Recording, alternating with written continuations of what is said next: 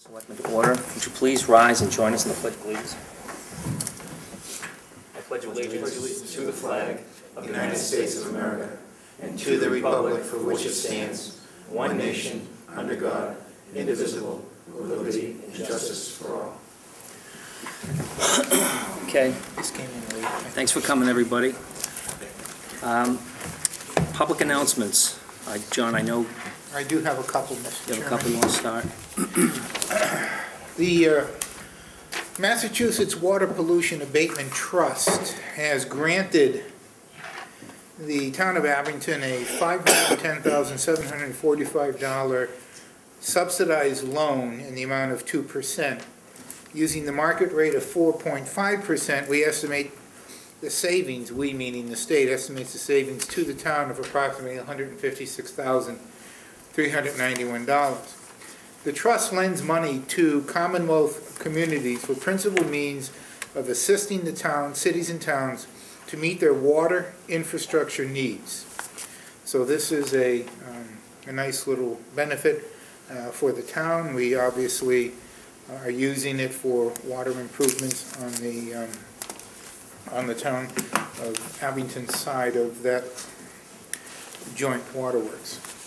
There's another announcement from the mayor of Brockton inviting the town to participate in the Brockton Area Workforce Investment Board. It's a business-led policy-setting board that oversees workforce development initiatives in 10 communities from Abington, Avon, Bridgewater, Brockton, East Bridgewater, Easton, Hanson, Stoughton, West Bridgewater, and Whitman. The mayor of Brockton is the lead elected official, and they have asked that the board either appoint a representative to that committee. They're going to be meeting, I believe, March 22nd. Their full board meeting. What they're looking at doing is they would like the community to host a Brockton Area Workforce Investment Board meeting to orient the townspeople on the services and programs, preferably at a cable TV show. Nominate a business leader from your community to represent employers from your town on the board. We can post that if you'd like. And designate a grant contact person for regional collaboratives and workforce development, and to obviously attend the meeting on the full board meeting on the 22nd of March. So I don't know how the board would like to act on that, but we need to appoint a business person and a point person for collaboration grants for the town of Abington. Maybe we can put something on the website. I will. Okay.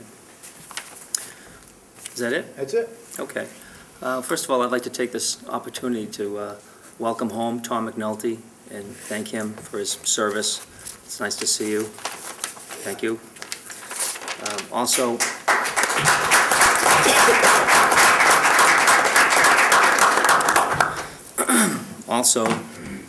there was an article in the Enterprise yesterday. I wanted to clear the air on a couple of things, so I have a prepared statement that I'd just like to read. I am a Braintree firefighter. Dan McDonald is the husband of Tricia McDonald. Dan McDonald is a deputy chief in the Braintree Fire Department. Unlike the Abington Fire Department, the Braintree Fire Department has more than one deputy chief. Dan McDonald is not my deputy chief. I have no financial interest in the selection of Tricia McDonald to the Abington School Committee. Before our previous vote on November 7th, I contacted the attorney of the day at the State Ethics Commission and was informed, after being asked a few questions, that I do not have a conflict of interest in participating in the joint vote of the school committee in the Board of Selectmen. Such a vote was taken several weeks ago. I further state today, I do not have a financial interest in the selection of Tricia McDonald. I can and will make an impartial decision which I believe to be in the best interest of the town and the children of the town of Abington School District. Thank you. So, does anybody else have any public announcements? No, I'd just like to comment on that. I understand that letter was unsigned, it was anonymous. I didn't see the All letter. my years of being involved in this board or other boards or anything else, I think it's absolutely horrific to respond to anything that's unsigned. It's not the democratic process, and I'm surprised the paper wrote anything about it. It's not the way we should be operating. And to even address it, I understand that somebody, with the ethics now, it's new ethics, but it's just dead wrong. Those type of people are cowards, and they don't deserve any response. That's all. Well, if nobody else has anything, I'd like to get on with it. Let's see. I think you need to open up the joint Yeah, meeting. we'll do that. 5:45, the joint meeting with the school committee to appoint a member to the school committee. Chairman West, whenever you're ready, can you open your meeting, please? Call to order this meeting of the Abington School Committee for Monday, December 19th. I'll turn it back over to you, Chris. Thank you, Mr. Chairman. Back on November 7th, we had a joint meeting for the same purpose, to fill the vacant position on the school committee. We had 4 very well-qualified candidates. We ended up with 2 nominees. The 8 voting members were split. It was tied 4-4. We voted 3 times and could not break the tie. So we reposted and got the same 2 nominees to apply. We have the- Oh, you had 4 then. What did I say? You had 4, Yeah, we had 4 candidates, ended up with 2 nominees. that's correct. So here we are tonight with the same nominees, but the dynamic of the voting members has changed. We're absent our Selectmen Kevin Donovan due to a prior engagement, and we're plus Tom McNulty. So because one of the nominees is not here tonight, Brenda Pignon is not here tonight, this makes it a little different. We had a format planned, not planned, we were going to allow both nominees to speak if they wanted to, but since Brenda's not here, Patricia, would you like to say anything at the podium? Chris, You don't have to. Before we go forward, I'd just like to tell everybody that Brenda had some doctor's appointments in Boston today, and for personal reasons, she couldn't be here because those doctor's appointments were running later than normal, and she just thought she couldn't get back here in time since we moved the meeting up, so that's the reason. Sure, okay, Just to let that's fine. everybody know, and everybody else know. Okay, so if Tricia, if you don't want to speak at the podium, I guess we can just jump into the voting. Okay. You weren't here, Tom. Basically, we're going to roll call the nominees. I'm going to say all in favor of nominee number 1, and then I'm going to count the votes. All in favor of number 2, count the votes, and then whoever gets 5 is the new school committee member. Okay. All in favor of Patricia McDonald, raise your hand.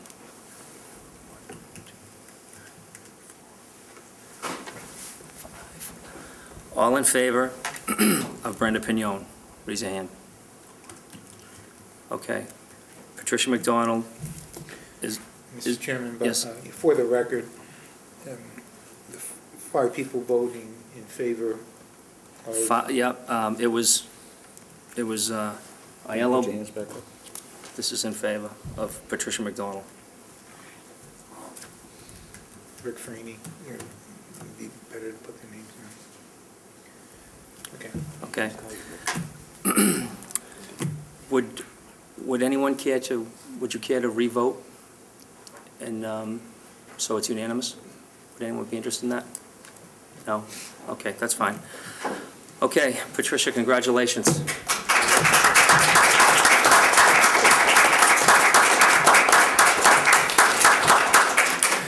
Okay. You can close your meeting. Mr. Chairman, I'm sorry? I'd just like to commend Brenda and the other 2 candidates. When we commended them before, but Brenda stood up again, and she dedicated a lot of years to the town. And Of course you did. and I just want to make it known that it was a tough choice, really, for me personally. So that's all I want to say. Thank you, Kenny. Anybody else? Guys? No? All right, thank you for coming. Thanks. You want to take a Motion to 2-minute recess? Yeah. Mr. Chairman, there's a hand, I don't know if anybody wants to speak, or... I was I don't going to know if hold I'm all open. public Okay. comment, but I'll make an exception if you can, because I wanted to roll. But Paul, if you want to approach the mic, I'll, go ahead. Sorry, Chris. I saw him. Okay, so...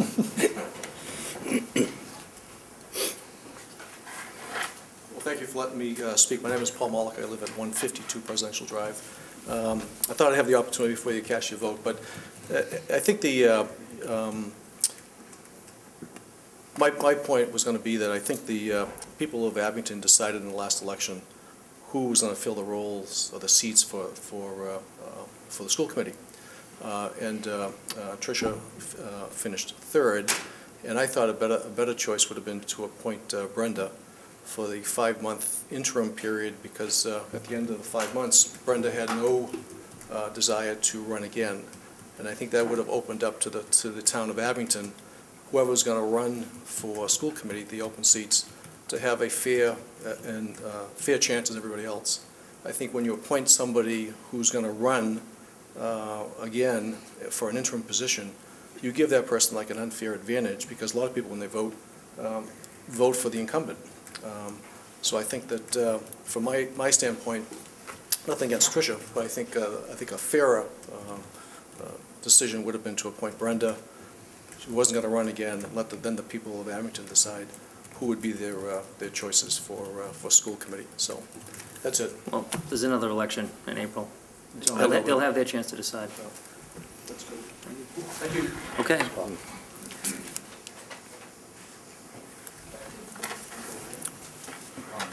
Want to take a quick break? I don't feel the need. Do you want to take a break? No, I don't care. Why don't we take a 2-minute recess? We'll let the school committee clear out. Okay.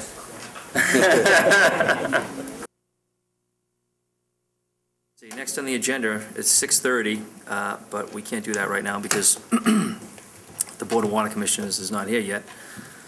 So we're going to jump down. Do you want to do the approval or disapproval of the extension of liquor licenses? Yes, To we 2 can do- a.m.? We can do that. Okay. Mr. Chairman, just as a matter, for the record, the chief of police does not approve of any extension of time for liquor licenses in Abington, and would recommend against board Okay. approval. Police chief recommends no. That's correct. Any discussion? Do you know what the history has been? I don't recall if we did these last year or not. I can't see how he would be in favor of it. I'm not. Well, he may not have been in favor of them last year, and we still may have done them.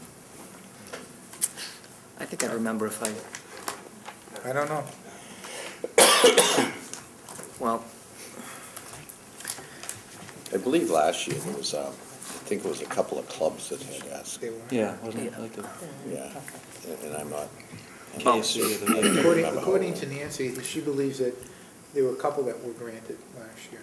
I really? thought so, yeah. Okay. I'm not sure if they, I think Mike may be right, though. I'm not sure if they were restaurants or if they were I just believe it like was the club license, KFC or... the KSC and the VFW, I think it was. Yeah. If I remember correct, I could be wrong, though, it just doesn't matter really now. Okay. Yeah. Well, I don't think I'd be comfortable supporting it and going against the police chief's recommendation, but does anyone have a motion? I agree with you, Chris. I think as the top safety personnel officer here, I'll make a motion that we deny. Second. Any discussion? And I just want to say that's no reflection on the business inspector this evening.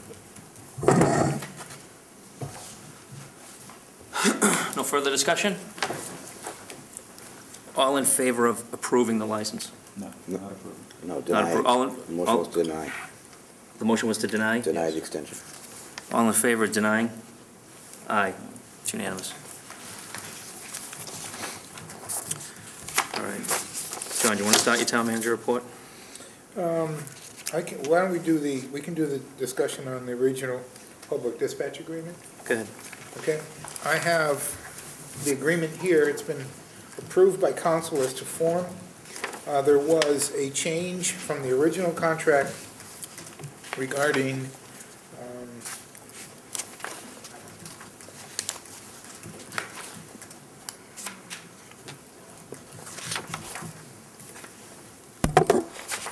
believe it was regarding the indemnity provision, which holds both towns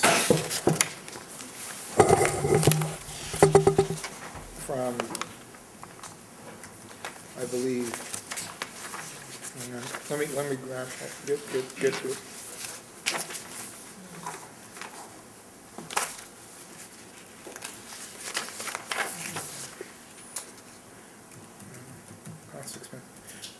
Okay, under Article 7, costs, expenses, and liabilities, this was added by council pursuant to Chapter 40, subsection 4, each party shall be liable for the acts and omission of its own employees and not for the employees of any other agency in performance of this agreement to the extent provided by the Massachusetts Tort Claims Act, General Law 258. That was added to basically give, I would say, equal indemnification of the other town's employee responsibility. So they take on their responsibility, we take on ours, but that they can't hold our employees liable and we can't hold theirs. It's a basic indemnification of liability clause that was added by council. Otherwise, you've had this agreement in front of you before, and that was the only new item added. And the chief has asked that we take a vote to sign the agreement or have the chairman of the Board of Selectmen sign the agreement on behalf of the town of Abington as the chief executive officer of the town. This is a one-year agreement, correct? Well, it's not even a one-year agreement. We have the same conditions. I believe it's 90 days in which to opt out. Opt out, yeah. So there's no beginning and end date to it. Well, I'm sorry, there is a beginning date to it, but there is no end date, as both parties have. I believe it's 90 days, written notice, and it can be terminated by either party. And what is the start date? When does it start? July 1st? It will start probably in March or April of this year. They're still working on getting the proper equipment and the antennas and the location of those antennas in the firehouse, as well as the technology to communicate between the Abington Fire and the Holbrook Dispatch. I would make a motion, we authorize the chairman of the board to sign the agreement. Second. All in favor? Aye. Aye. Unanimous. Okay. How about that town manager report? Okay. Just a follow-up in relationship to the budget process. I met Wednesday night with the Finance Committee. We expect that we'll have the budget to the Board of Selectmen by January 15th. It will not be a balanced budget at that point. And the rationale is that I think from an administrative perspective, I desire to see what each of the departments need, and based on the available resources, make a series of priority decisions as to what we can afford, what we can't afford.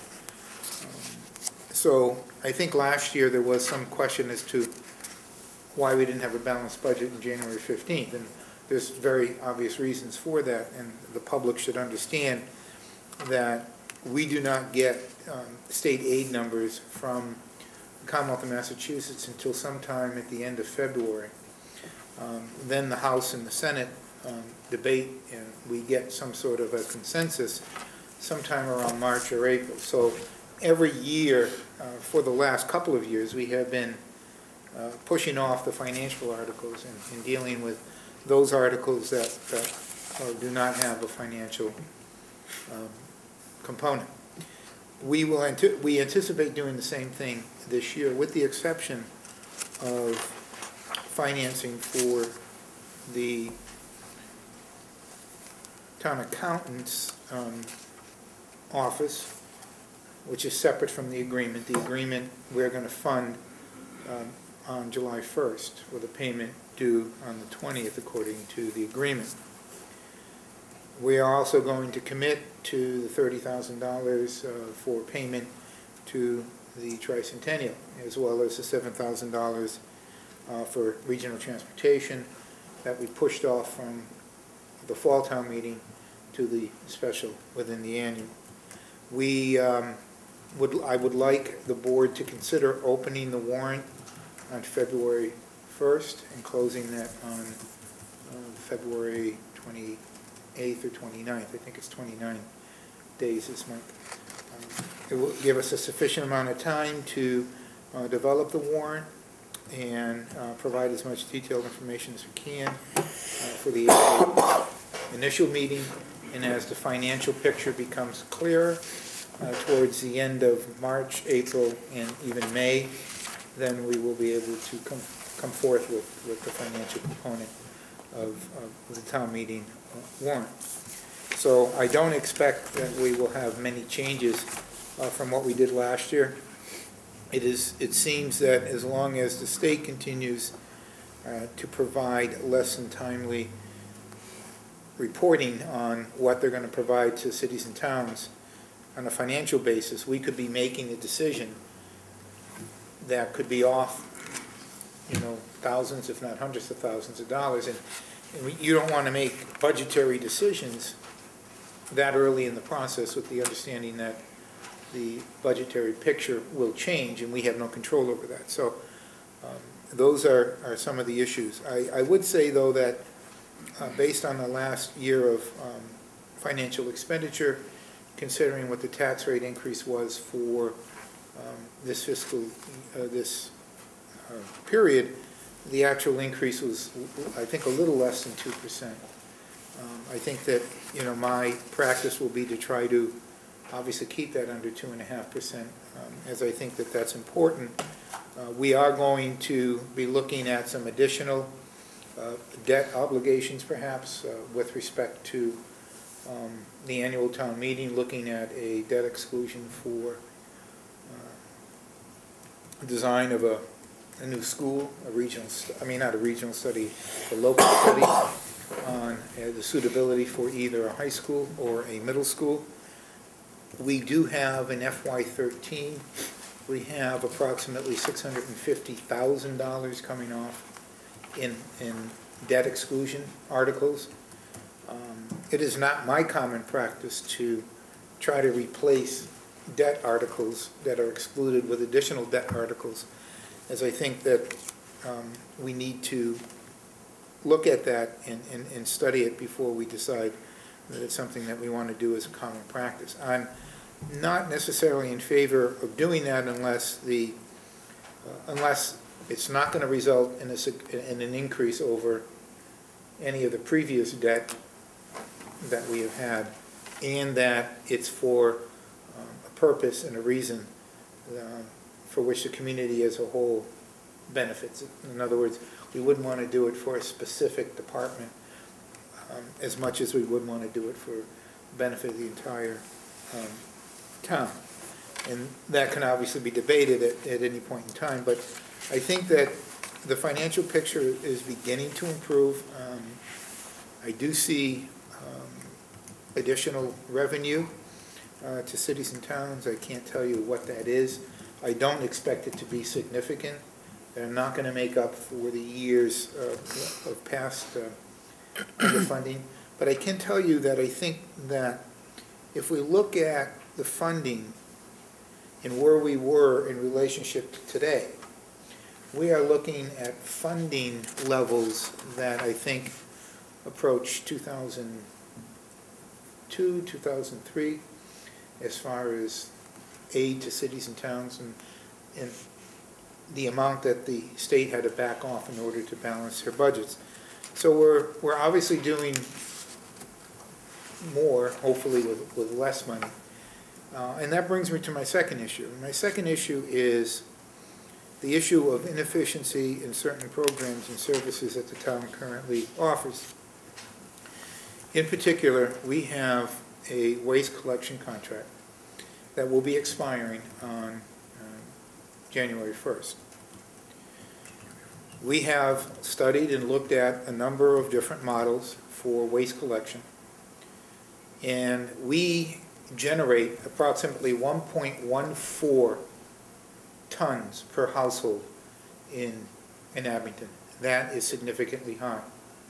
If we were looking at this program and trying to gain efficiencies, we should be somewhere in the 70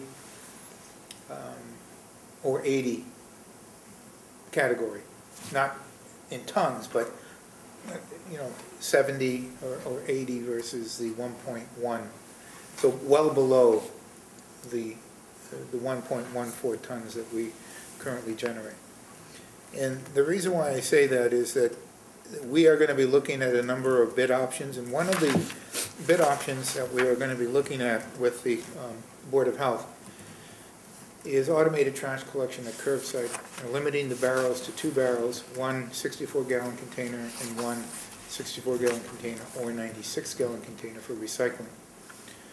The trash can be dumped into one of those containers, and people are saying, oh my God, I can't live with that. It's obviously something that is going to be a challenge, and to some degree that may be true. But the significance of this program is such that historically, because of the 2-barrel limitation, because of curbside collection, communities who have instituted the plan, including Mansfield, have reduced their tonnage by 2,000 tons.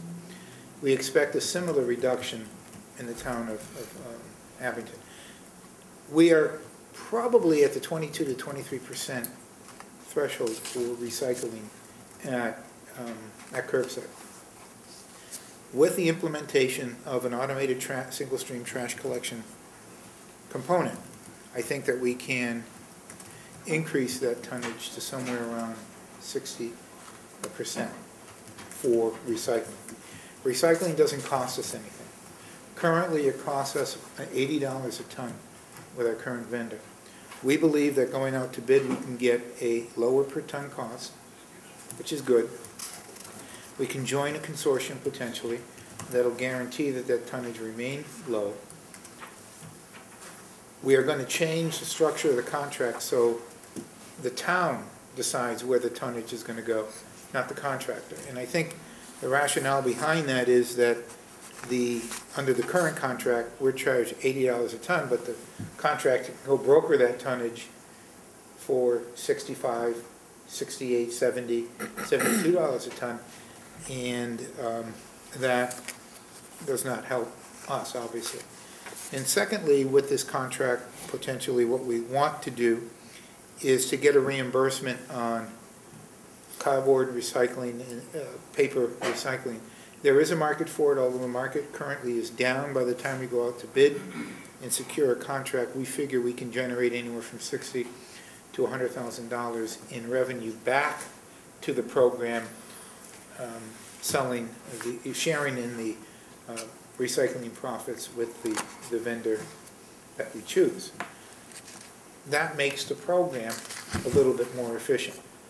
I don't mind spending $1 million, and that's what we're spending on the program today, if the program is as efficient as it could possibly be.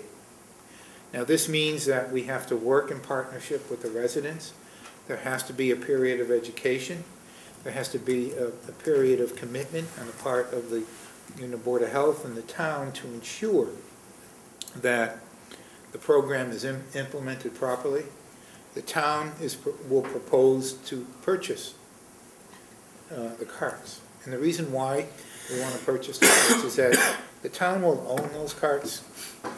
We have no authorization to go, and this was asked at the Finance Committee meeting, if the town owns the cart, can I go on to, a police officer, and you go on to Mr. Aiello's property, or anyone's property, and look at the trash? And I figure if somebody's willing to do that, they probably need more help than just police trashing, or trashing the police, as you might say. But I think in our case, what we want to make sure is that the people understand that it's their property, it's their barrel, the town owns it for the sole purpose of creating a uniform structure of collection. That's our purpose. There's no desire to go on to anyone's property without cause or reason, to inspect anyone's trash. That is not the intent of why we're doing this. We anticipate that if we can save 1,500 to 2,000 tons at the current rate today of $80 a ton, that tonnage will pay for the barrels at curbside. So in the first year, we save very little. It's an investment in the program. The second year, because you're not going to get the maximum savings unless you do the automated trash collection. You have the 2-barrel system. Both of them have lids, and those lids that barrel is put at curbside. Once we do that, we anticipate that we should be able to save that money not only in the first year but in the second year, because the tonnage will continue to drop, that we will realize an appropriation that's less than the current appropriation in FY13.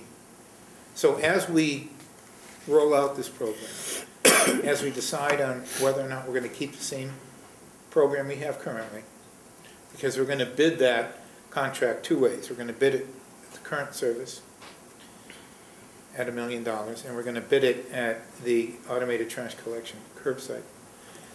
It's our desire to realize a tonnage reduction.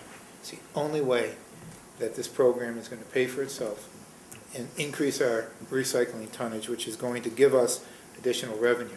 There is a state grant that the town will apply for that the state offers that will give us $10 a barrel.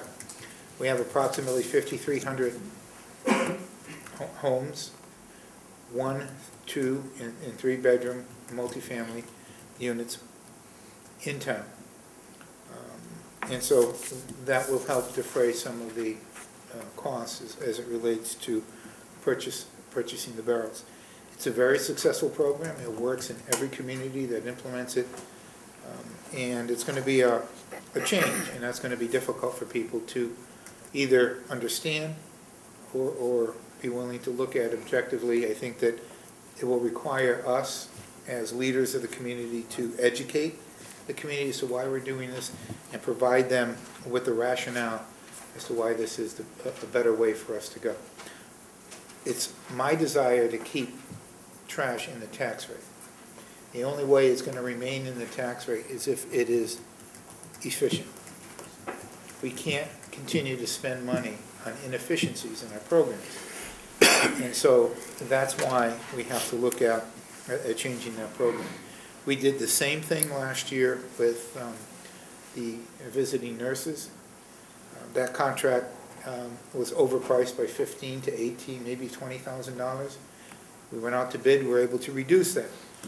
Those are cost-saving aspects that we need to generate going forward if we anticipate to stabilize future costs and allow the community to continue to provide the services and maybe enhance services, make them better. I think that this service will save us money. This service will be enhanced. It'll provide a better curbside collection process. Individuals in the communities that have adopted this in the second or third year of the program, if we were to take that program away from them today, it would be like the Boston Tea Party all over again. They love the program, it works, and I think it's something that we need to creatively consider here. So we're going to be meeting, I will be meeting with the Board of Health on that issue. I'm supposed to meet with them tonight, but I can't be in 2 places at the same time. So there will be another meeting. We're putting the RFP together.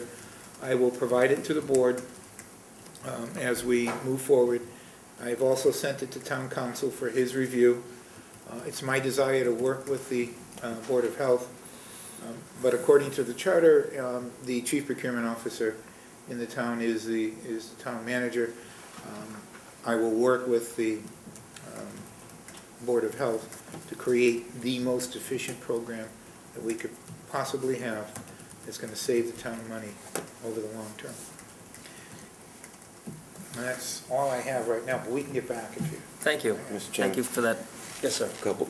You said January 1st, but it's actually July 1st, correct? I'm The sorry, contract yes, expired. July 1st, not January 1st. And I would encourage you, only because last time we went out to bid, there was a local contractor that said they would provide the barrels at no charge, and they were a little higher, but that might be an option. You don't want to rule that out, because if they provide the barrels, it would be less manpower required by the town, because they could drop the barrels off at the house rather than having to have someone on call or someone on duty to drop them off or to be available.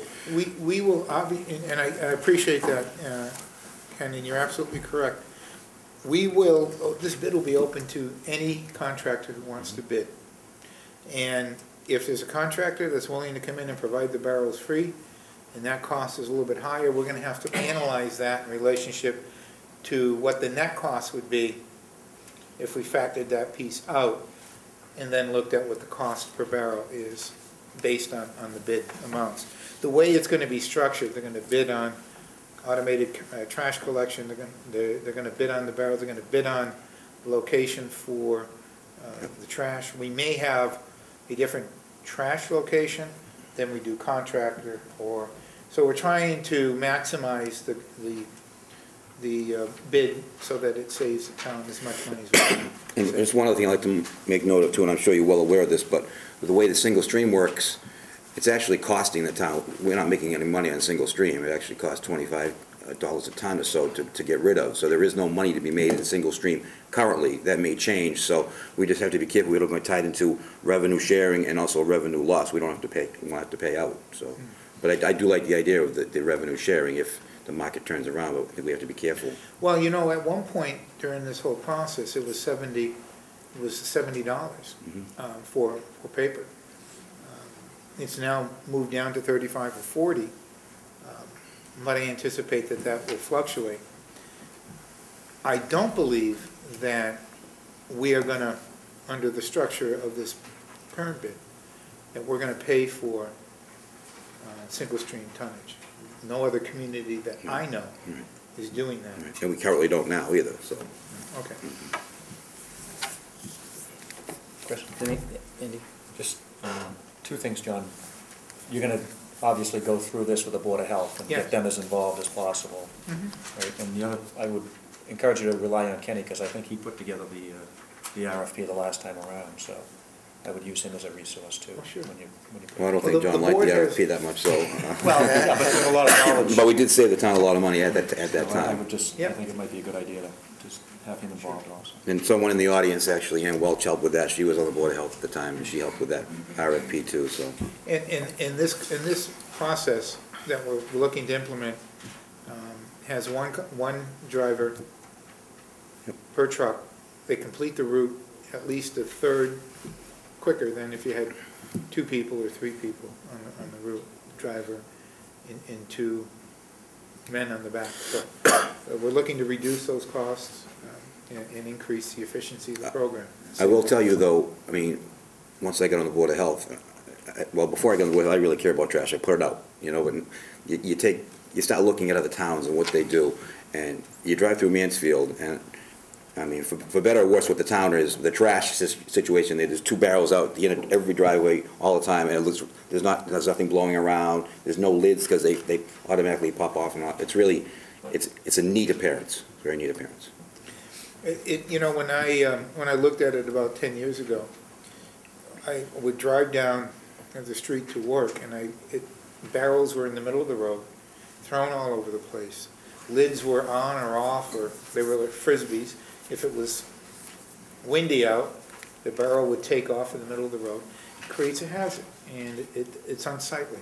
So I think that this process is better, and I think more communities will go our route if we do it here, so we can become a regional leader rather than a regional follower. Thank you. Anything else for John? Do we have the water commissioners here tonight? Anyone show up? Okay. We're gonna move around. Let's see. Ann, would you like to give your update in the house tour?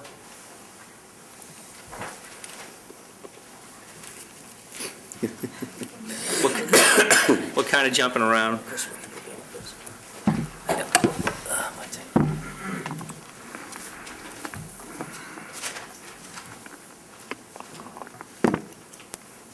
Well, I'm happy to report that the Old Town Christmas House Tour, which we had this past weekend, well, actually 2 weekends ago, we made a profit of $23,431.11 for the Abington's Tricentennial Committee and the restoration of the bridge and the arch. That was the result of 150 volunteers helping in many, many aspects of the house tour. In particular, we want to thank the homeowners. The homeowners, many of them started decorating in July, and they did an awesome, awesome job. They donated so much of their own time and money to decorating their homes. And also the Dyer Memorial Library was also opened, which so many people appreciated, because many people of my age haven't been there since we went to elementary school, and we used to have Miss Stone as librarian, and we were always petrified to go into that library. So to see it with all the wonderful memorabilia and the artifacts that the town of Abington is so lucky to have, and to have it open to the public to realize what a gem that we have was wonderful. And to have so many of the businesses volunteer, as the Christmas place volunteered and decorated the tree that was at the Dyer Library. And many other people helped with the decoration of that building. But we had many cooks, I see some of the cooks here, that helped with the thing of desserts and so forth back at the senior center. And it was a wonderful day, and it was for a wonderful, wonderful cause. And it never, never would have happened if it wasn't for all the wonderful townspeople that either partook of making the house tour possible, but also all the ticket holders, all the people that came out. There were over 800 tickets sold, 800 people went through, 724 tickets were sold. Some of the ticket holders were like the house tour people that were given free tickets so they could visit it at one time or another to see what the other houses look like. But we are very, very thrilled to be able to present this check to the Tricentennial Committee. My brother, Jack Bailey. Thank you.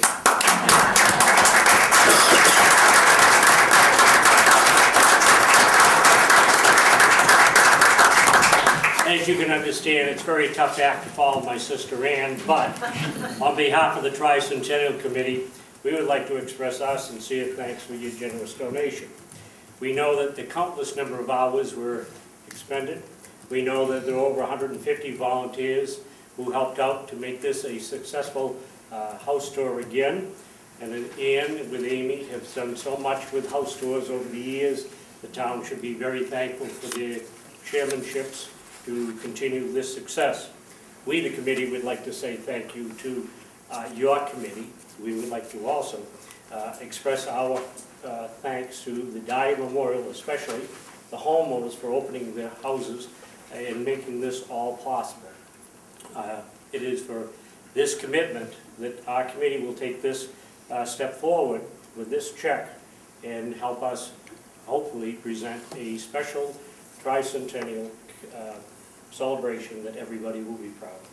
So I will take the check. Thank you. Thank you. Thank you very much. Great job. Amy couldn't be here tonight. One of her children is sick, but Amy takes full accounting for all of this. I mean, she's the decorating chairperson, and she's a whiz at all of this. Amy who? Amy Barrett. Amy Barrett, okay. Amy Barrett is super at doing this. So Amy wants to thank everyone also, because she was a big part of it, but all of the people that are here, I can see the faces that were a part of it also. So thank you. Thank you. Thank you. Thank you. Okay, next. We have a joint Mr. meeting. Chairman, we do Yes, have sir. Yep. We have a joint meeting with the Board of Water Commissioners to appoint a member to the Abington Board of Water Commissioners. Mr. Chairman, you have a seat, and you can call your meeting to order whenever you're ready. You want to bring that microphone over to there, please? Yeah. Bob. Sorry.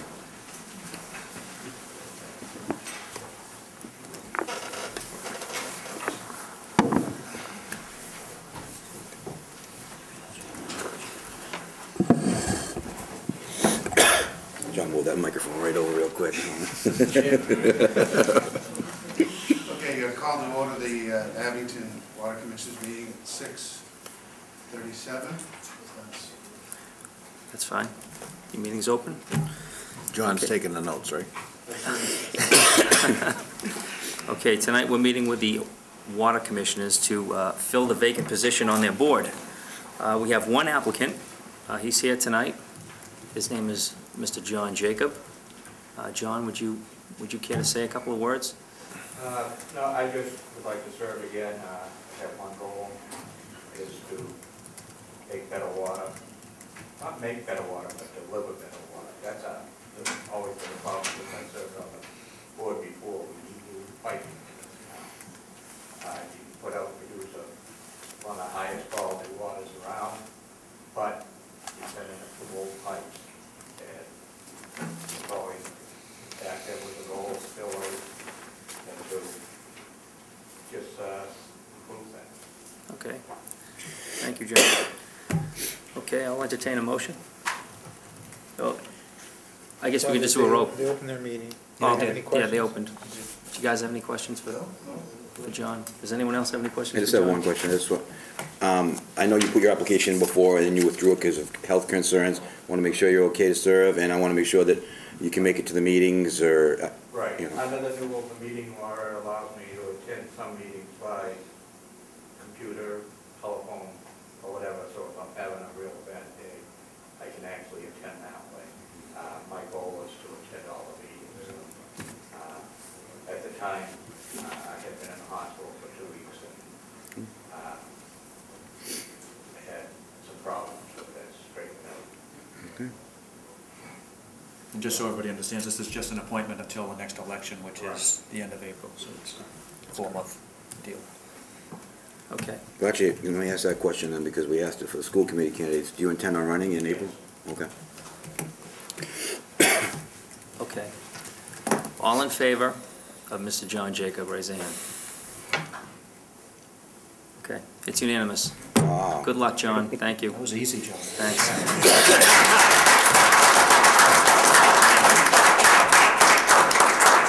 Okay, you can adjourn.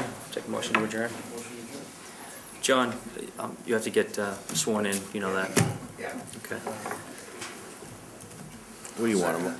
I'll make a motion to adjourn. Adjourn at 6:39.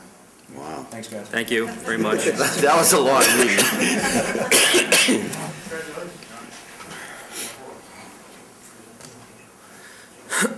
Okay, next. The approval of the following Class 2 license renewals: Midway Auto, Advantage Auto, Platinum Auto, and Northeastern Auto Sales. Are all the licensees present for these 4 businesses?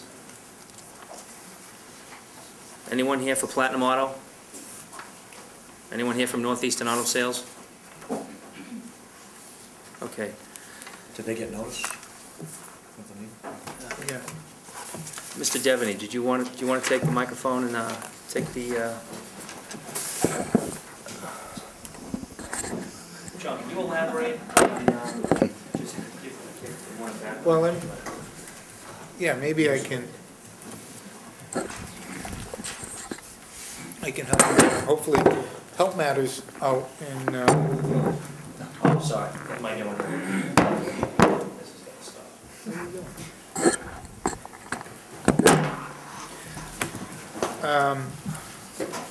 Before you is a packet of information on Midway and Advantage Auto Sales.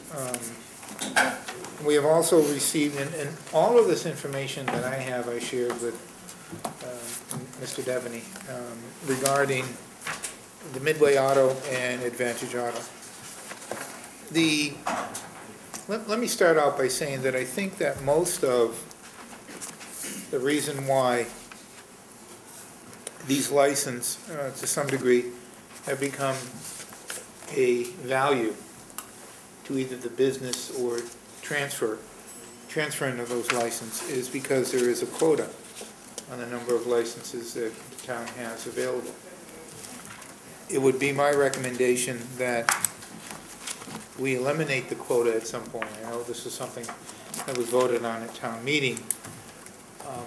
I do believe that the quota attachment, the number, is arbitrary and capricious in the sense that we arrived at a number and no one has a good reason as to why. Why 25? Why not 30? Why not 40? Why not some number? And I think it was in October, around Halloween, on a related matter, the Board of Selectmen in the community had established a quota, and that quota was struck down for Class 2 licenses.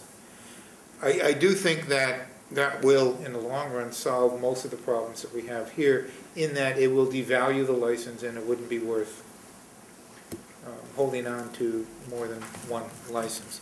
That's just my opinion, it's my personal belief.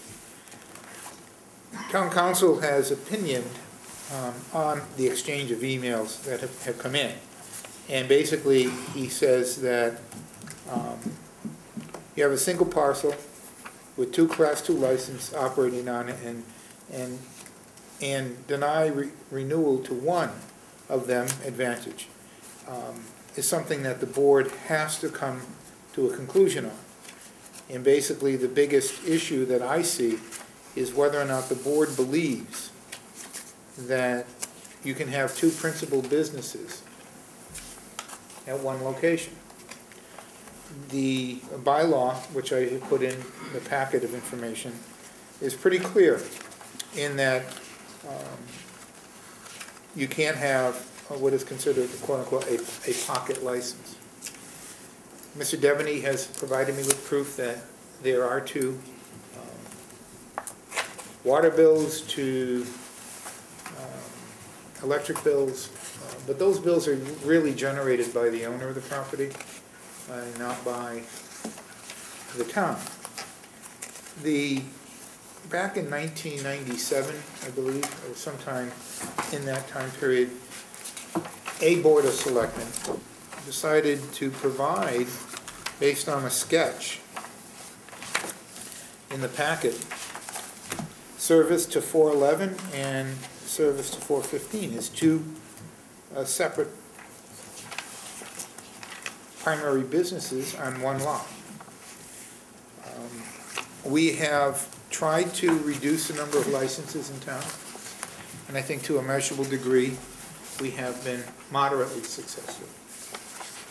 But as long as the licenses have a value to them, those licenses will be bartered in the process of any kind of transfer.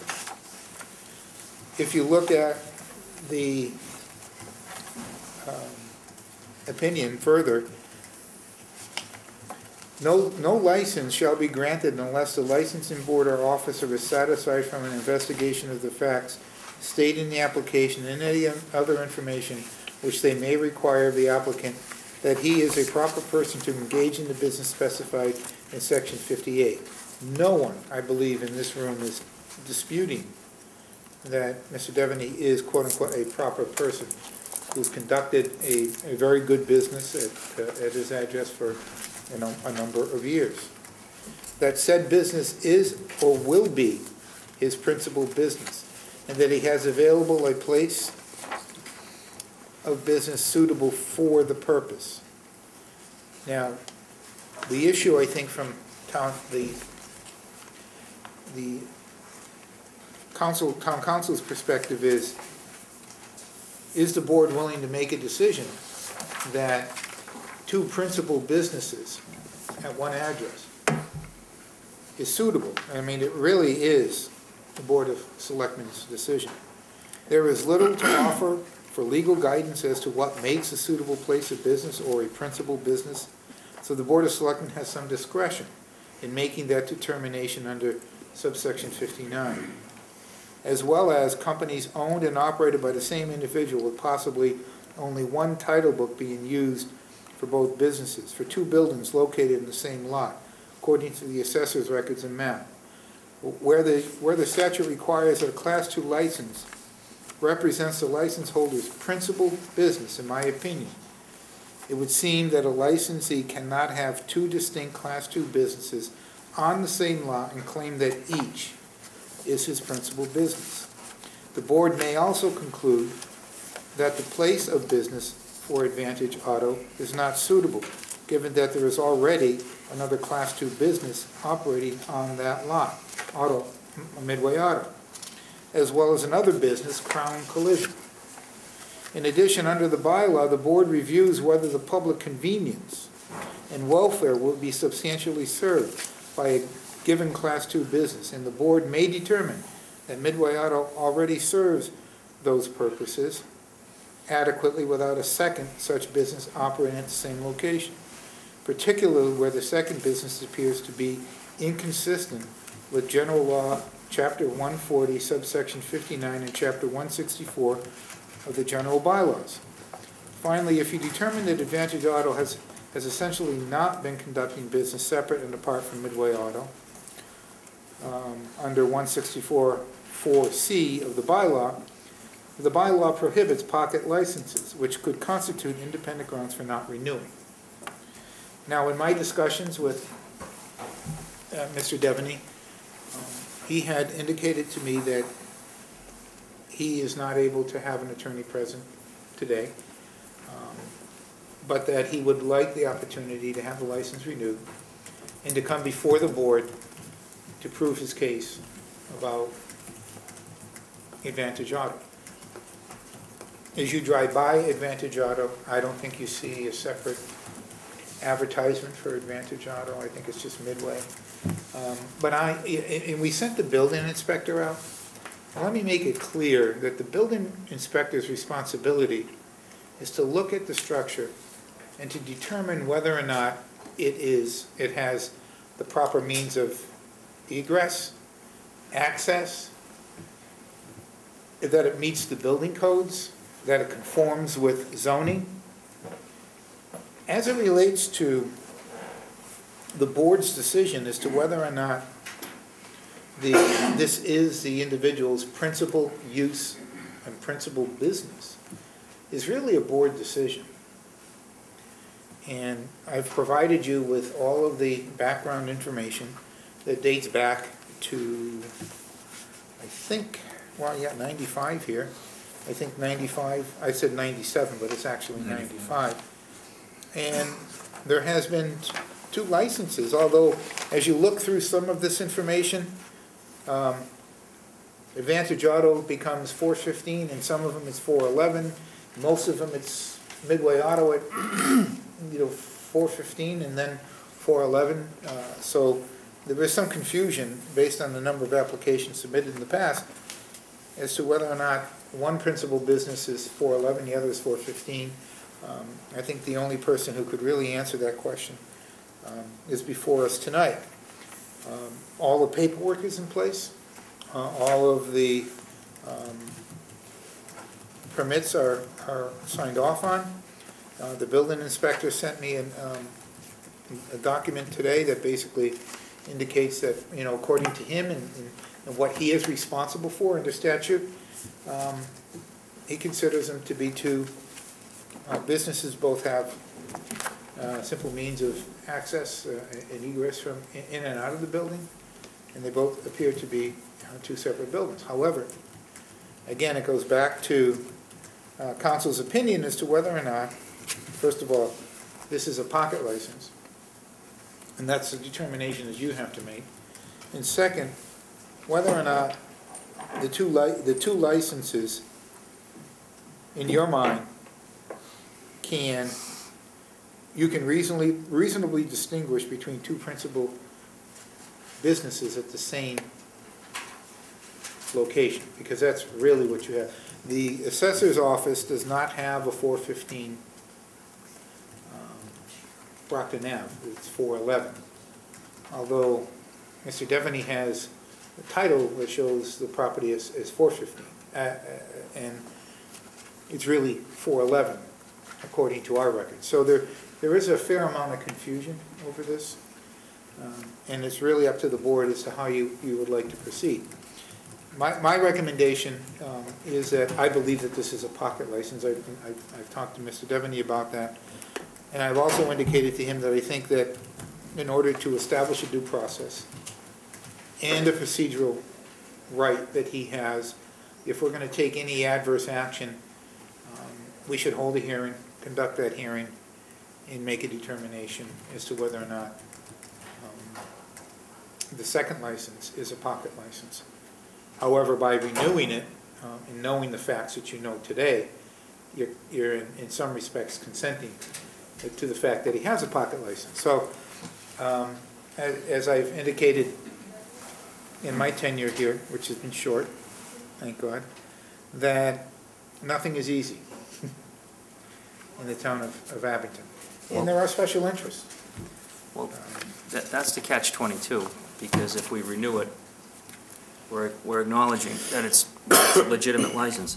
There is a lot of questions here that haven't been answered, and we just got, I appreciate Mr. Devaney coming on short notice. He was unable to secure a lawyer on such short notice, but on our end, we haven't had a chance. We just walked into this packet, and there's a lot of information to digest.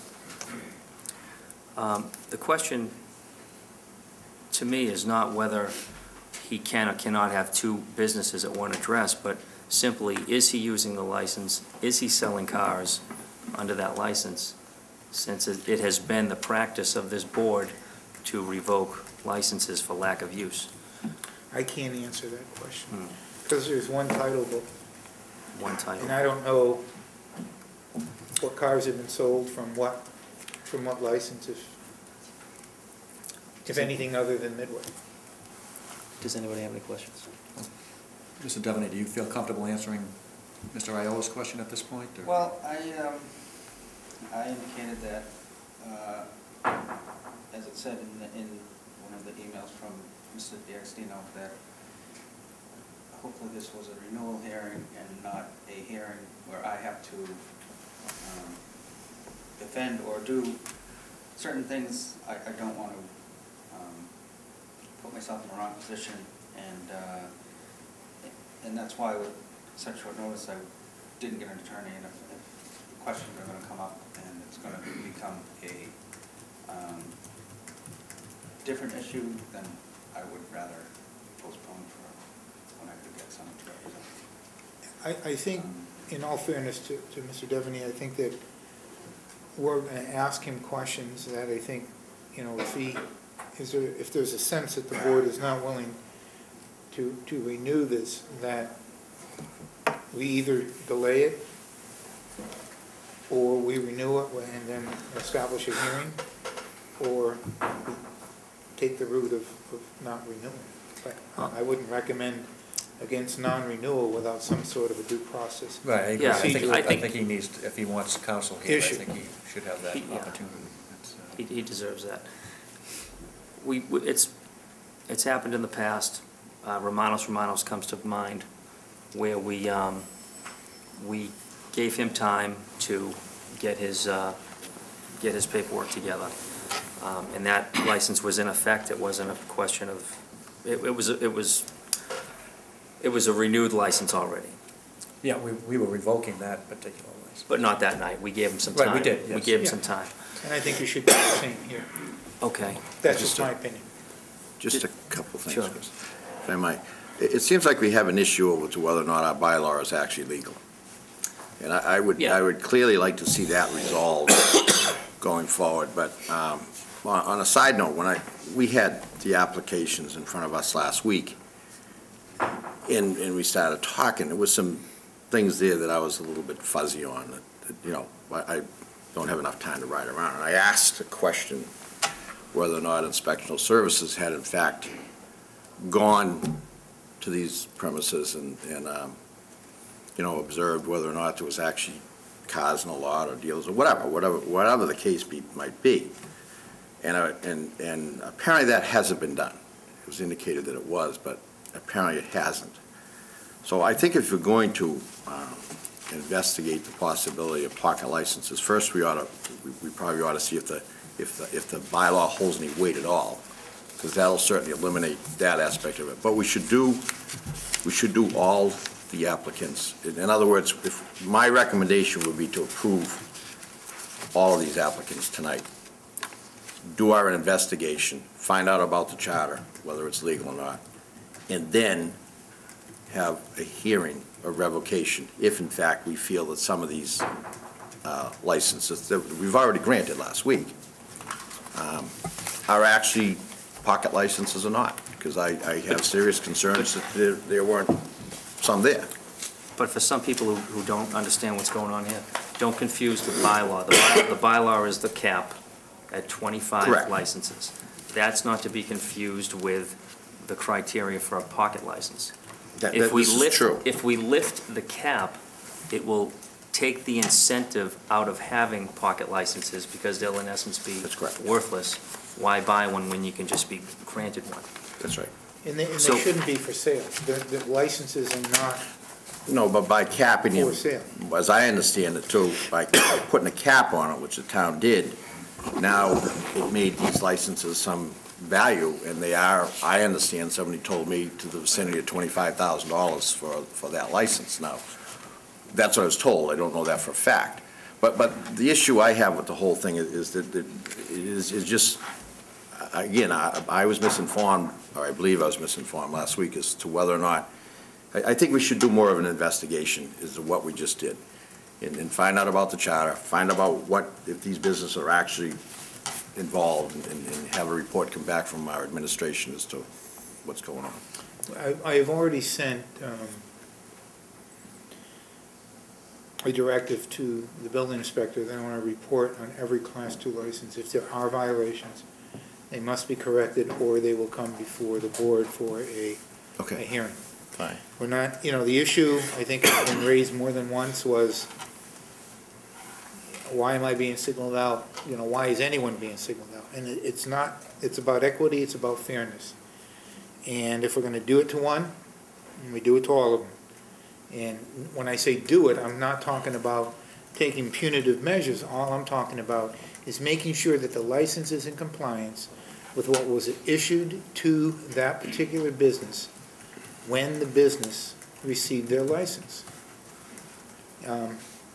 Each business is supposed to have, under contract, if they don't have proper facilities to repair under warranty vehicles, they must have a contract with a company that repairs vehicles on their behalf. That needs to be included. Now, we can ask for that information, and we can request it, and make sure that we have it. But I don't think that we can now, as a result of issuing these licenses, make that a punitive measure if they don't have it, because we've given them a license without asking for that information. So, as I wrap my hands around, some of these issues on issuing licenses, this is an area that we need to improve upon. And, it's not as much Mr. Devaney's fault as it is the town's fault in not requiring this type of information up front, even though it's been in the statute for a number of years. So, we sit here tonight, and we have Mr. Devaney before us, and, how can we essentially cast the first stone if we ourselves, as a licensing authority and the supporting staff, have not performed well in making sure that these licenses are issued in accordance with statute? So I think there's a lot that needs to be done in that regard. So, Mr. Chairman, so you're saying that we can't have a show cause hearing? We did that through Miles. Oh, you could. I'm not saying you can't. Okay, I thought you said we can't go back in time and. Well, what I'm saying is that we have already issued license. We're going to go back to these license holders in our review. We're going to go back and review these licenses. Okay. If they don't have a proper contract with, for warranty repair services with somebody, that's going to take some time for them to get. Mm-hmm. If we didn't ask for it up front, is it fair for us to say, we're going to bring you before a show cause hearing to explain why you don't have this when we didn't ask for it to begin with? So we can ask for it, hopefully they will comply, get that kind of information, so that when we go through the process next year, that we have that information as history to go on as we move forward in reissuing these licenses. That's what I'm trying to say. John, there was recent case law ruled that the cap on car licenses was illegal. And that was one particular One- case, one- and it had to do with a policy set by a Board of Selectmen versus a bylaw, which is what the town of Abington has done. Okay, so it was a That- policy that would be board a distinction. versus a bylaw. But again, I don't agree, I don't disagree with Mike if you want to get some clarification on that, but I don't think that's what we're dealing with tonight. We're dealing with. No, it is. I'm probably more, I mean, we can get in a circular argument over this. I just kind of know what I said last week, that I'm not comfortable, because, and I was told that we've already done some investigating, that we've visited these sites, and effectively, some of, you know, and I'm not going to throw, I mean, I would like to see our inspectional services go briefly and without going through a lot, and see what is actually going on, and then move forward from there. I agree with John. I don't think we've done due diligence in just you know, saying, okay, we're going to approve them all. But I would. But here's the thing, Michael. If the building inspector goes out to inspect these businesses, how does he know? How deep is he going to inspect? Oh, I don't think, Chris, I don't think the ones that I concerned with, you have to go very deep. I don't think that's going to be, I mean, matter of fact, I could probably have a conversation with him and go over. Well, let's talk a little bit about the building inspector, because I had a discussion with him today, and his point is, the board defines for him what they believe principal use to be, because it's really open to interpretation. You define it, it becomes part of the license, and he'll enforce the bylaw accordingly. But right now, when he goes in, he looks at code violations. He's a public safety official. That's his primary job. Is the building safe? Do they have means of access and egress from the building? Is it within code? Is it a proper use in that zone? As far as the bylaws are concerned, the arbitrary determination as to what constitutes a principal business of the applicant is something that the licensing authority has to determine. I thought he was the zoning enforcement officer. I thought he was like the zoning enforcement officer. Oh, yes, he is. So it's a permitted use in the zone Yeah, that that's he's fine. currently in. I'm more concerned is the license being used? Now, let's say the license isn't being used, and it hasn't been used for an extended period of time, I can't answer that. and then that license is transferred. Okay, you're essentially almost adding a dealer to the town. Okay? So And just to follow up on that, we have revoked licenses. in the past for In the non-use. past for non-use, not just used car dealer licenses, but we revoked a liquor license for a gentleman up on Route 18 because he had sat on that license, I think for 6 months, 8 months, and. Longer than that, almost a year. Yeah, and we revoked that as a result because it wasn't being used. So, the question is, Mr. Devaney runs a very nice business. He sells a lot of cars, but I look at just some of the information I have in front of me. He's got 25 employees for one business and 0 for the other, in his workers' compensation affidavits. I haven't seen a title book, and. I have. Did He brought him in today. Okay. I would have been And- 6.5 feet tall if I stood on all of them. That's if he has a title book that has titles in there from Advantage Auto, I didn't look at then them. that's enough information for me. It's one, title book for both businesses. I don't think you can distinguish But- between, But who holds? 25 cars are sold on his lot. 10 of them or 15 from Advantage and the rest from Midway or vice versa. The title books are not arranged in that manner. They're just arranged in the order they purchased the vehicle. If the registry were to come out and inspect the business, they don't care if it's my car or manager's car. If I have your car on my lot that you asked me to sell to you, that has to go in the title book. What their concern is that whole title book is about not having stolen or any other type of vehicle. So if they come to your business and inspect, they're gonna point out 6 cars, any random 6 or 10, I don't know exactly how many they do. And they're gonna say, bring me a book, show me where this car is in the book. I think that if you have them all right in line, they're not gonna go any further. If they're questionable, they're gonna ask for bill of sales and the whole 9 yards.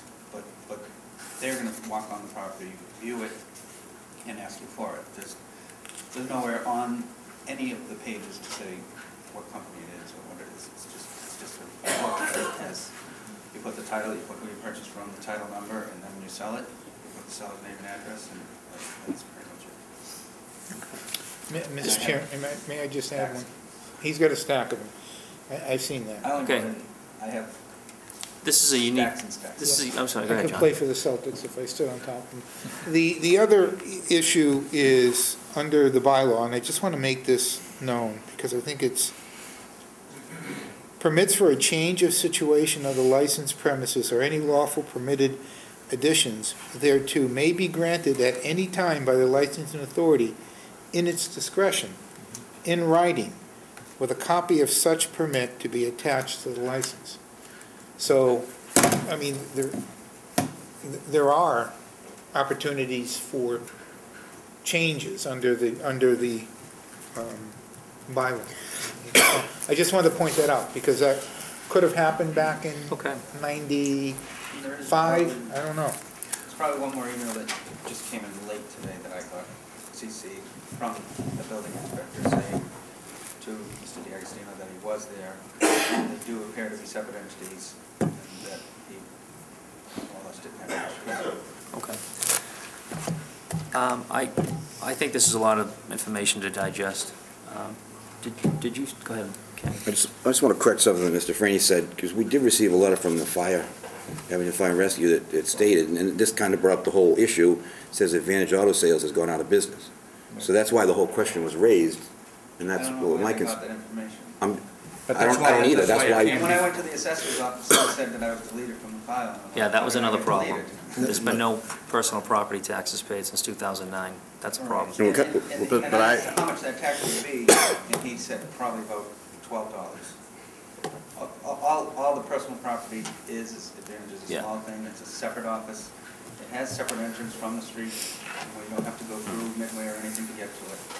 And all there is really a desk, a couple chairs, file cabinets, you know. Couch. There's nothing of any value. Yeah, it's not the $12. We just want to be consistent. If we've revoked licenses in the past for non-use. And my addresses are like, I don't know how it all happened. My deed says 415. I pay 2 insurance bills. I pay $4,300 for flood insurance for 411 Brockton Ave. I pay the same amount for 415 Brockton Ave. I mean, if it was all 411, that'd be great. I'd say, well. Yeah. I think you make that determination about insurance. Well, You I tell didn't- them I you didn't have really two know the buildings, you have two difference. businesses. I mean, everything I've had, my purchase and sale and everything has always had Well- addresses on it since I purchased the place. So I didn't make the addresses up, I just went with what was there. And We don't want to hurt your business. What I proposed last week, I don't know, you have 2 licenses. Do you know the number of the cars on your Midway license? 250. 250? How many on the 26. 26? It's 26. Would you be opposed to having one license with 276 cars?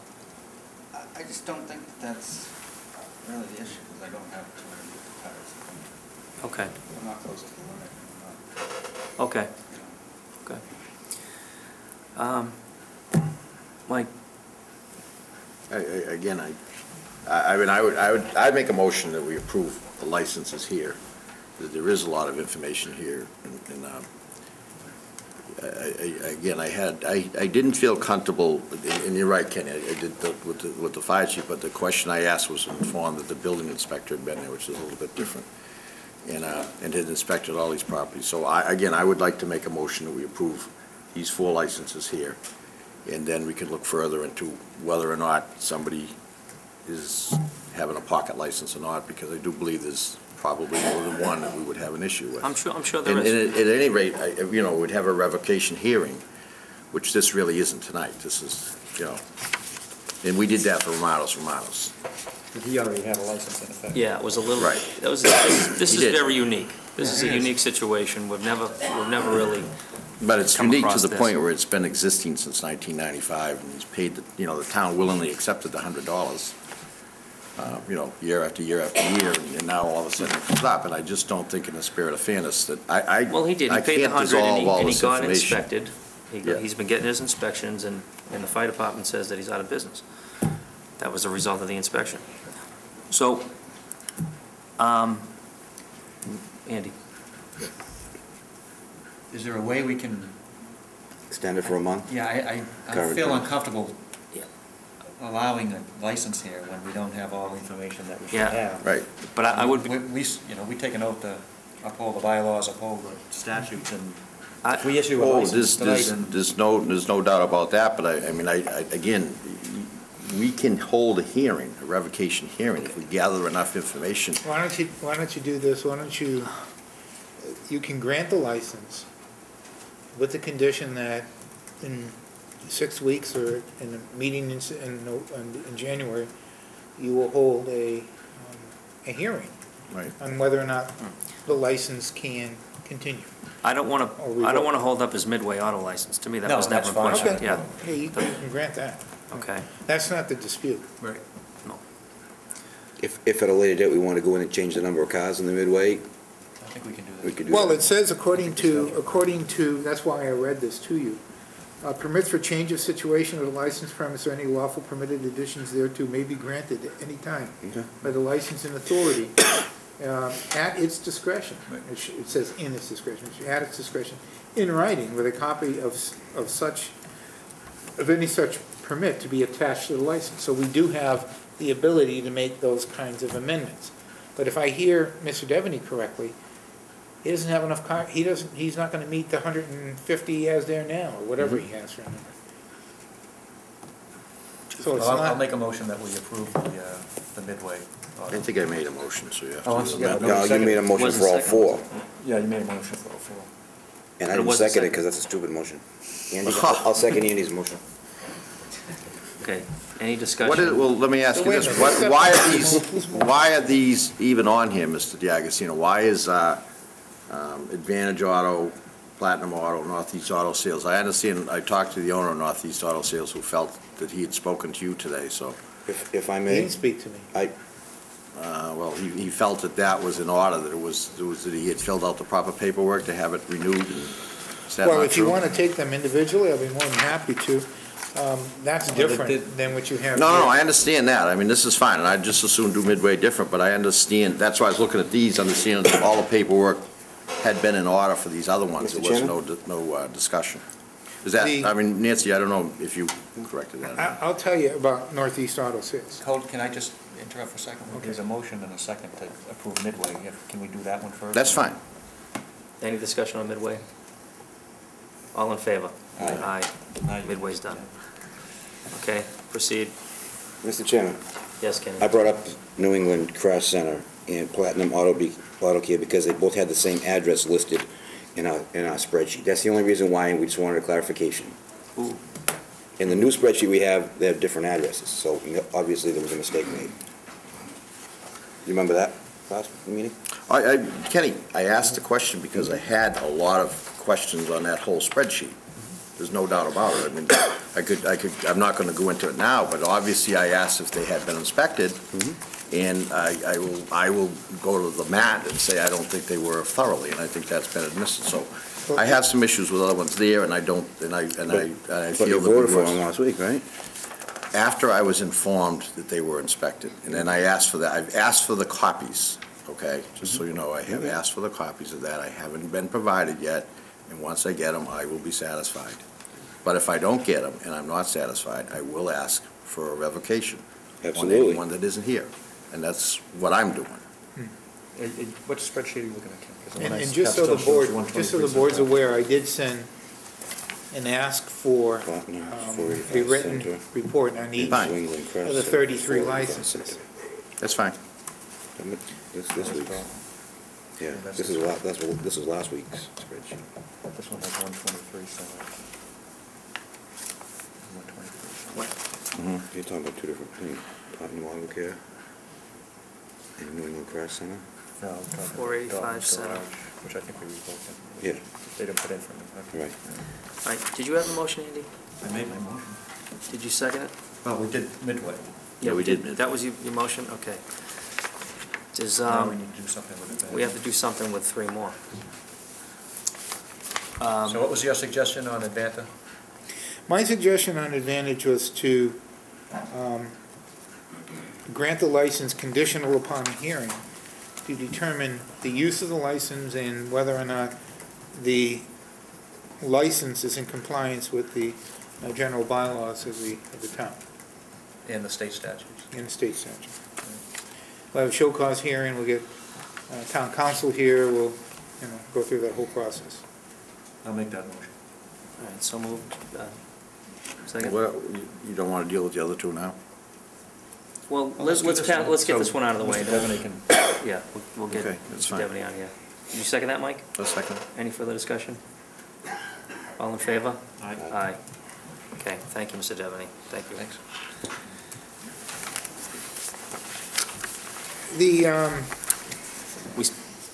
We still have Platinum Auto and Northeastern Auto Sales.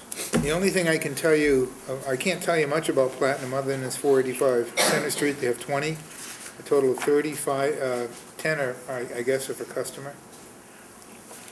Transferred from New England Crash, and I just didn't deliver New England Crash, that was my error. Okay. So that's, he's fine. This was transferred from New England Crash, and New England Crash has not been deleted yet, but that's, It wasn't on the list. It wasn't. At the last meeting. but it is on this list Yeah. tonight. So that's a transfer. To transfer? Yep. And finally, Northeast Auto Sales, Nicole Edge, 766 Bedford Street. The applicant initially came in, we hold the $25,000 cash surety, which is permitted under state statute. They wanted the surety back, and they said, in order for me to give you the surety back, I gotta have the license for which the surety is issued. They surrendered their license, and apparently have come back before last week sometime, and submitted the paperwork. We gave them their license back because the license is good till the end of December. They gave us a surety bond for $25,000. It is my understanding that they're going to transfer this license as well. They meaning Northeast Auto Sales. Do they have a transferee lined up, or it's just their plan to look for someone and transfer it? I believe they have a transferee lined up. That's what I was told. They have someone interested in the license? Right. I'm sorry, I didn't hear you. Yes, that's what I was told. Oh, okay. I'm usually the last one to find out most of what's going on in town. So Platinum Auto Care, 485 Center Ave, there's no problem. I'll make a motion to approve. Not in my Okay. Okay. I'll make a motion to approve that. Any second? Second. opinion. Any discussion? All in favor? Aye. Aye, it's unanimous. And the other one is Northeastern Auto Sales. That's correct. Nicole Edge, 766 Bedford Street. Because last week, okay, but that wasn't on the last week's sheet because it's a new one. It wasn't on last It's week. not. It wasn't. It's- No, because last week, we had received their license, and we gave them that license was gone. I guess they have the right to claim it back before the issuance of a new license. They did, they provided us with a $25,000 cash bond, which is required. The building inspector went out and made an inspection. I haven't reviewed his comments. If you're going to approve that one, I would make it conditional upon a satisfactory report from the building inspector, because I haven't seen his report yet. Inspectional services in general. So Northeastern, what, go through, they weren't on the list last week because this is a transfer, is that what you're saying? No. No. Last week, this wasn't on the radar screen, or 2 weeks ago, whenever we put Right, the last agenda week. together. Recently, after that meeting, they came back in, We gave them back their 25,000 bond. We received, in return, their license. Before the license expired, they came back in, asked for, the license back, gave us a $25,000 surety bond for Northeast Auto Sales, Wholesale, and So, they are planning to transfer this at some But- point. They're in he- operation now. probably not. But, because what you're saying is the tenant surrendered the license and got their bond back. That's correct. And the landlord came back and said, I want that license, and he gave you $25,000. I can't give him the license, I can only give it to the license holder. He is not a license holder. I can't, I would be So- usurping my authority, So, which is your authority, to issue the license. so this was the same person, the same principal, turned it in, and then wanted it back. That's correct. Okay, that's fine. That's all I want to know. Boy, Motion this is, And a motion to approve. contingent on inspectional services. Right. Second. Any discussion? Well, just as far as the contingent on inspectional services, again, I'm going to go back to the fact we passed policies, and one of the policies was that everything is supposed to be in order. Everything's signed off on by the time it gets to us. And if it's contingent on inspectional services, because I haven't been out there, then you're violating. no, they have, no, listen to what I said. They have been out there. The building inspector issued a report, I haven't had a chance to look at it. So. You know what? But that email that Mr. Devaney spoke of before he left was December 15th, and that was supposed to be renewed on the 12th. So I don't know if that was the second time he was out there. He's been out there twice, He's been out there twice? Okay. to Mr. Devaney's To location, Mr. Devaney's. not to, because last week Northeast Auto Sale was not on, I would, for lack of a better term, the hit list to go Right. out and Yeah. look at these. So he went out and looked at it, and I have not had a chance to look at that report. I will share it with you in the morning. And if you make a contingent and the board calls me and says, I'm satisfied or I'm not satisfied, then we will hold it. Okay. We have a motion? Oh, yeah. Yeah, I made the motion, but here's the thing, if we don't approve these, the license disappears, and that's the issue, and that's why, I would like to get this squared away. I have a lot of questions about all these things that are going on right now, and I've said it time, I know I'm repeating myself, but, I don't know why we just can't move on, so I will make the motion to approve Northeast Auto Sales contingent upon inspectional services. Okay, do we have a second? Second. Any further discussion? All in favor? Aye. Andy? No. Okay, that's 3-1. Mr. Burbine opposes. All right, last one, what was New England Crash Center? No, that's the one I brought up last time. Yeah, that that's- 485, now is that just not, it's not the real, That's gone. Yeah, that's not even on that's this gone, so list. disregard No, that. it should not have been on last Okay. week's list. Okay. Okay, that's finished. Man. I'm going to call for just a quick 2-minute break, and then after that, we're going to have the discussion of the vote on engaging in the process of change to health insurance benefits under MGL, Chapter 32B, subsections 21, 23. Just want a 2-minute break.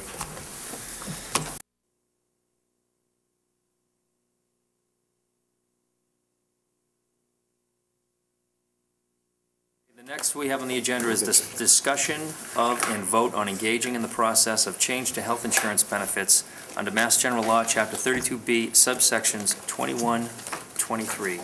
John, would you care to start the discussion? I would love to start a discussion. A state statute passed by the governor and supported by the unions in the Commonwealth of Massachusetts have allowed us the ability to change plan design without negotiating over the change in plan design, but to determine how the savings will be divvied up, the 25% of the savings that would be generated through plan design changes. We sent out on,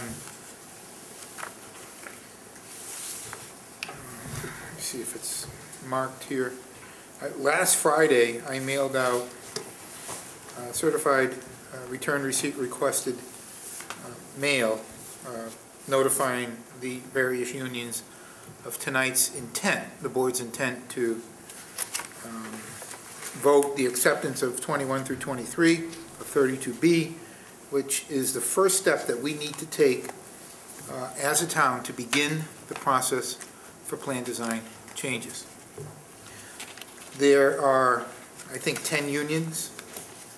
We received cards back from everyone except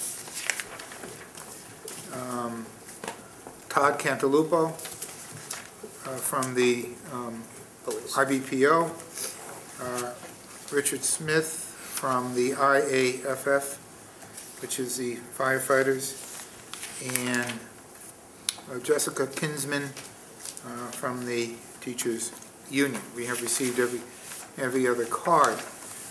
Statute requires us to notify the unions 3 days before the actual vote. We have obviously notified them well in advance of the 3 days, whether they picked up the documentation or not, signed for the green cards or not. We have satisfied the statutory requirements by providing 3-day notification. What happens in this process? The initial vote is a notice of intent for the Board of Selectmen, Town of Abington, to vote adoption of sections 21 through 23. In your packet of information tonight, you have the actual vote that should be taken. Send notice to the collective bargaining unit presidents and retired state, county, municipal employees at least 2 days prior to vote by the authorized body to accept. The vote of acceptance of 21 through 23 has no time limit. Once this process has been initiated, provide the IAC, which is the Insurance Advisory Committee, with 52.03 notice that includes proposed changes, estimated savings from the changes, and mitigation proposal. That information will be made available to us, Town of Abington, after, Kevin, help me out, I think January 6th will vote. January 6th. And January 12th, the full group will vote. Right.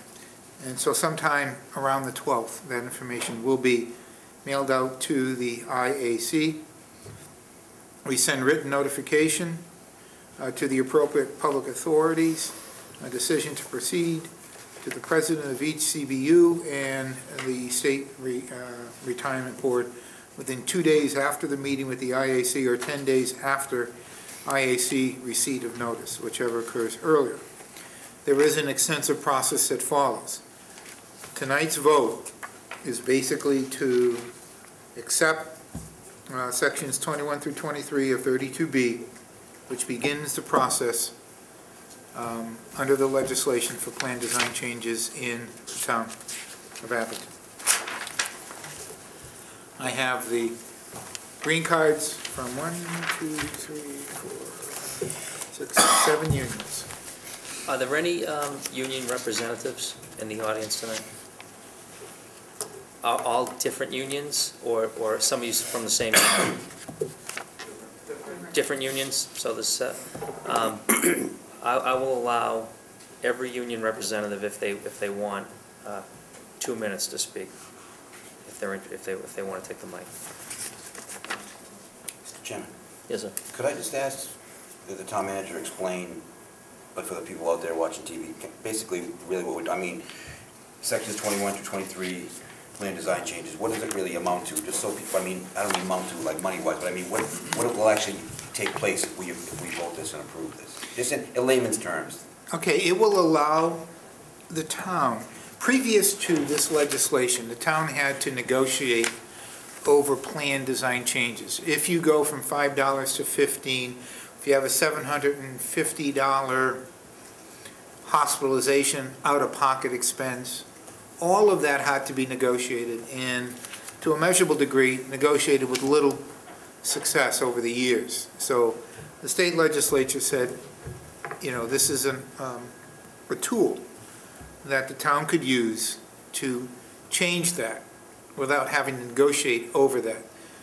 In other words, we negotiated from a $5 office visit to a $15 office visit. We established a mitigation fund until the unions agreed. Some unions agreed more favorably than others. Some were more reluctant.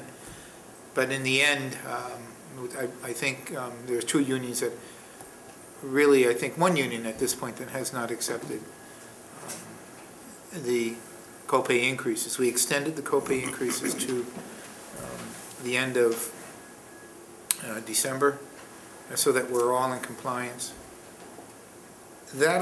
We had to negotiate all of that with each union individually. As a result of the change, this allows us to implement those changes with no negotiation over the changes. We will have discussion over the savings. We will have to verify the amounts of the savings. We have to make certain assumptions, but the union will get 25% of the overall savings for 1 year. And that will be granted to them any way the union wants it. One lump sum. We want to establish a mitigation fund to pay down some of those costs until the money runs out, or any number of different ways that they would like to capture that 25% savings in the first year. The benefit to the town is that we receive in the first year a 75% savings. In the second year, premiums should be lower and won't increase as significantly because plan design controls utilization. Utilization influences premium. And we've had many years where there's been double-digit increases in premium.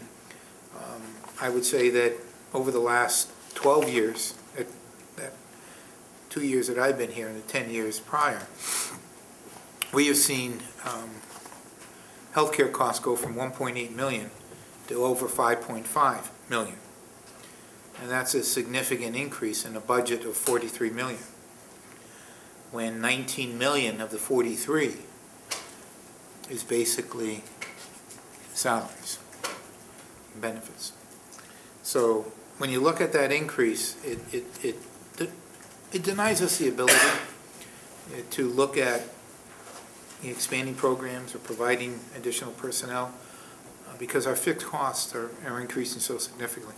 This gives us the ability to contain that, control it, to work with the unions on coming up with a reasonable approach. I will tell you, as I sit here tonight, that I am not somebody, when you accept 21 through 23, you're also accepting the ability to go to the GIC. I will not recommend going to the GIC now or in the future. I don't believe that the state will do a better job than Mayflower in managing and controlling healthcare costs. I think Mayflower can and has done a very good job over the years. So I am not a huge proponent of plan design, of going to the GIC. I'm a huge proponent of plan design. GIC is, again, sorry for people. Is the state insurance health plan. Are we currently? Group Insurance Commission. Is the town of Abington currently part of that, the GIC? No. We are part of Mayflower. And I like the local control that has. However, if we do not realize the savings that we're looking for in this process, then that would be a reluctant alternative, but a very reluctant alternative. It is not something that I am willing to consider at this point. Let's take a look at plan design. Let's see how it works, the manner in which it works, the savings that we're able to realize, because really it boils down to savings. And that's, I think, is best an example of what I can give. Who decides the plans? Does the Board of Selectmen, or do you decide? No, the town manager. Town manager. Yeah, I will decide that.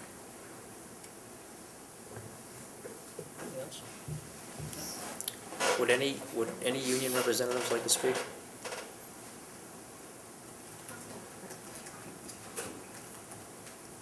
Ma'am, just state your name and your labor organization. Good evening.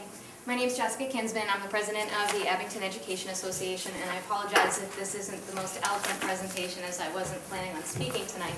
But basically, I think that the point of the AEA is going to ask you to, at this time, abstain from moving forward in this process. I don't think there's any person in this room who will disagree with you that the rising cost of healthcare is certainly a major, major concern in America today, but pushing the expenses onto the employees is not addressing that issue. It's just cost shifting. It is not savings. It is not going to prevent the health insurance companies to continue to increase drastically the prices that they charge every year. I'll give you one example before I step down, and that is the fact that in my health insurance plan, my CEO of Blue Cross Blue Shield walked away last year in 2010 just shy of $8 million in compensation. So as just an everyday employee, it's rather insulting to be asked to turn around and give more when they seem to have so much to spend. And I understand that the town of Abington is having financial difficulties at this time, but I think it's also important to address that the AEA, as well as other unions in the town, have already made concessions. I believe, to the best of my knowledge, there's only one organization working with a contract at this time. Every other organization, every other union is out without a contract. I can speak for the teachers in saying that in our last 3-year deal, which expired in August, we were asked 2 times to reopen up our contract. In our second year, we did furlough 3 days, saving the town of Abington $68,000 roughly. And in the second year, we did make a counter proposal, which was denied by the school committee. Based on those figures, and the fact that last year the town also unilaterally changed our co-pays of Blue Cross Blue Shield and Harvard Pilgrim, that saved, if I have the number correct, and I don't know if this is just teachers union or if this is town-wide, but I was told that Abington reaped a savings of $120,000 from that change. So given the fact that we've already experienced changes and we have made concessions, we will ask at this time that you not move forward in this process. Thank you. Thank you. Would any other union rep care to speak on this matter? Just to reiterate what John said, the purpose for plan design is to slow down the rising premiums. The plan design keeps co-pays drive utilization, and utilization drives premium increases. The employees will also be enjoying the benefit of slowing the cost of health care down for the town. I know you only pay 25%, but you will be saving money in the long term by slowing the premiums down with plan design. Does anybody have anything to add? Kevin? If I could, Mr. Chairman, I appreciate, pardon me, the position of specifically the teachers union, but I think we have to look at the legislation in its totality. And I understand your concerns, having been through it myself. The issue really before us is quite simply, when the legislature passed the law, they required that each town has to mirror the GIC and show what the savings would be. Now, if the town will opt not to take any action, we're required under the statute to report that to the Executive Office of Administration and Finance, regardless of which way we choose. So the problem becomes for the town, and this is a very real possibility. It's something that hasn't been defined just yet, but the tea leaves are there, if you will, that if the town takes no action, we report that to A&F. If we're showed that we could have taken savings and we didn't, there's a question whether they would penalize us on the cherry sheet. So we have to be mindful of that aspect of things. By accepting this section of the law, all this allows is the process to continue. Now, certainly the public employee committees, of which a representative of each of the collective bargaining units will meet with the town manager to bargain, what those savings will be. So you do still have, some rights at the table, as it were. I don't disagree with you with respect to Blue Cross. Certainly, Blue Cross in and of itself has been gouging the system. Unfortunately, that's beyond our reach. I think that's more an issue for the legislature and the Attorney General, to deal with. But in terms of what we can do, and quite honestly, what we have to do, I think we owe it to the taxpayers to look at the plans definitively. Like John, I'm not in favor of looking at the GIC. Abington is fortunate. On the Mayflower Municipal Health Group, we're made up of, now I think it's 32 individual governmental units, towns, fire districts, regional school districts. Because of my position at Tri-Town, I serve on the steering committee, which is the board of directors. John also serves on the board of directors with me. So with that said, between both of us, we've got that knowledge as to, to keep our finger right on the pulse as to what the current issues are that are before us. And I truly feel that now is the time we've got to begin that process and at least allow the unions to come to the table, and we can look at what the savings would be. I would submit to you, I don't think, and as I stated before, I wouldn't be in favor of going to the GIC, and I'd be willing to bet I don't think the unions would either. Because when you look at the co-pays and what the plans that are offered by the GIC, they do not mirror what Mayflower can offer. Specifically, to your point about being an enrollee or a subscriber of Blue Cross, the Group Insurance Commission does not offer Blue Cross. And a lot of the plans that they offer are generated for pretty much the Boston or the Worcester market. What we're seeing is that the people on the South Shore would have great difficulty. So with that said, as the Mayflower Group, we're trying to be cognizant of that. We will be developing plans that will mirror the GIC. We'll have a host of options available to the individual units so that they in turn can go back to the unions and and try and negotiate the best deal possible. But I do, in my mind, feel as though now is the time to do that, and in the interest of putting the question on the table, I would move that we accept the provisions of Chapter 32B, Sections 21 through 23, to begin the process. We have a motion on the floor. Last second. Second. Any further discussion? Can I just ask Sure. one question? Now, you've been working, John, for probably since you've been here to get to 60-40 split. Now, would that continue, or would that maybe come off the table, or how has that been going? Or is that, should we not talk about that? I mean, I would respectfully not answer that question, and I think if we want to talk about strategy as it pertains to collective bargaining in executive session, I think that would be the time in which we can openly have a discussion about strategy going forward. I will say that I recognize that effort needs to be looked at again and perhaps modified. So, Any further discussion?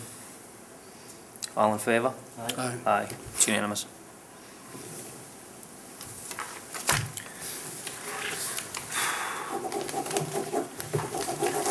Okay, we've already done the town manager report. Anything under selectmen, old, new business? Kevin, you missed my town manager. I can repeat it again. No, that's quite all right. I'll take it on face value. How's that? Watch it on TV later on. Tricia, congratulations, by the way. I understand. I'm sorry I couldn't have been here. I was at the Rockland Selectmen's meeting, so. Anything under selectmen, old, new business? Any public comment? Anyone? No? I have a quick question. Sure, Tom. On the plan design. Would you see? That's part of the deal. On the plan design, the town manager actually sets the premiums and the deductibles. Not the premiums. We set the plan design. We decide. Mayflower has 12 plan offerings. Yes. The committee, the town doesn't negotiate with the union over which plan design we're going to take. That decision is made by the town manager or the board of selectmen, and we tell you what the plan design is, and then we look at the savings, and that's what we discuss. So basically, the co-pays or deductibles or anything else is decided upon what we bid or what plan we actually decide to go with. Is that what you're saying? Yes, if we go with Plan A and that's a $25 deductible, Plan B, which is a $30 deductible. Okay, so we have options that are provided to us with different tiers of deductibles. That's, yes. And those tiers will be, as Selectman Donovan has indicated, they will mirror the GRC. Okay. Any other public comment? Okay, I will entertain a motion to adjourn. Just before we do, I just want to wish the residents a happy holidays, Merry Christmas, and Merry Christmas, yes. Happy New Year. When's our next meeting? When's our next meeting? Not for a year. No. Next year. We'll see you next year. I don't have that in front of me right now, but I think it would be the second week in, I think it's, I don't know what it was. well, January 9th. let's pick a Yeah, I date. think it was January 9th. It's in January, Yeah. next year. I'll make a motion Okay, thank you to our cameraman, Chris Prowl. to adjourn. Second? To adjourn. All in favor? Aye. Thank you for coming, everyone.